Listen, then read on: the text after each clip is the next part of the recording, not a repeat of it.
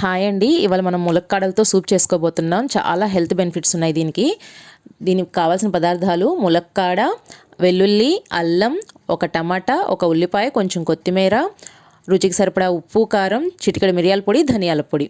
First ఒక cooker పెట్టుకొని కుక్కర్లో ములక్కాడ ముక్కలు వేసేసుకొని ఒక గ్లాస్ వాటర్ వేసేసి మూత పెట్టేసి 4 విజిల్స్ వచ్చే వరకు ఉడికించుకోవాలండి.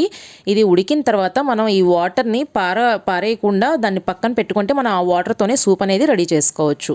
చూసారు కదా, ప్రెషర్ అంతా పోయింది. 4 విజిల్స్ వచ్చిన తర్వాత ఇట్లా ఓపెన్ చేసి చూసుకుంటే చాలా మెత్తగా ఉడికిపోతాయి. ఇప్పుడు ఈ వాటర్ని పక్కన పెట్టేసుకొని దీంట్లో పల్ప్ అంతా తీసి పక్కన పెట్టుకోవాలి.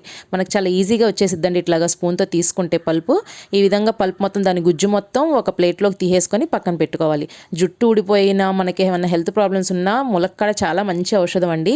చూసారు కదా, ఈ పక్కన పెట్టేసుకున్న పల్పు ఒక పక్కన పెట్టుకొని ఫస్ట్ ఒక ప్యాన్ పెట్టుకొని 1 స్పూన్ ఆయిల్ వేసుకొని 5 వెల్లుల్లి రెబ్బలు, అరంగుళం అల్లం ముక్క వేసి వేయించుకోవాలి. ఈ విధంగా వేయించిన తర్వాత రఫ్గా చాప్ చేసిన ఉల్లిపాయ ఒక టమాటా, కొంచెం కొత్తిమీర అండి. సన్నగా తరగాల్సిన అవసరం లేదు, ఎందుకంటే ఇదంతా మనం తర్వాత మిక్సీ పడతాం కాబట్టి కొంచెం పెద్ద ముక్కలు తరిగినా సరిపోతుంది. ఒక ఉల్లిపాయ, ఒక టమాటా, కొంచెం కొత్తిమీర వేసి వేయించేసుకోవాలి.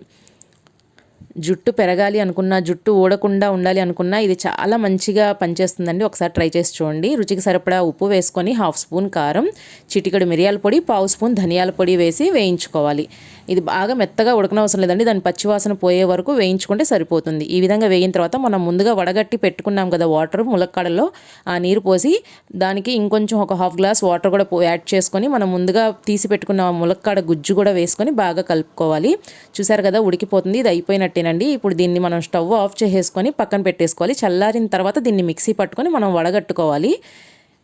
ఈ విధంగా చక్కగా వడగట్టేసుకుంటే మనకి స్మూత్గా వెళ్ళిపోయే జ్యూస్ లాగా ప్రిపేర్ అయిపోతుంది. ఈ విధంగా వడగట్టేసుకోండి. మీరు వడగట్టుకోకుండా కూడా తాగొచ్చు, కానీ వడగట్టుకుంటే మనకి ఆ టెక్స్చర్ అనేది బాగుంటుంది. ఈ విధంగా వడగట్టేసుకొని కొంచెం కొత్తిమీర చల్లుకొని సర్వ్ చేసుకోవచ్చండి. ప్లీజ్ అండి, నా వీడియోస్ నచ్చితే లైక్ చేస్తూ ఉండండి, షేర్ చేస్తూ ఉండండి, నా ఛానల్ని సబ్స్క్రైబ్ చేసుకోండి. మీకు తెలిసిన వాళ్ళందరికీ షేర్ చేయండి. మంచి హెల్త్ బెనిఫిట్స్ ఉంటాయి, తప్పకుండా ట్రై చేయండి.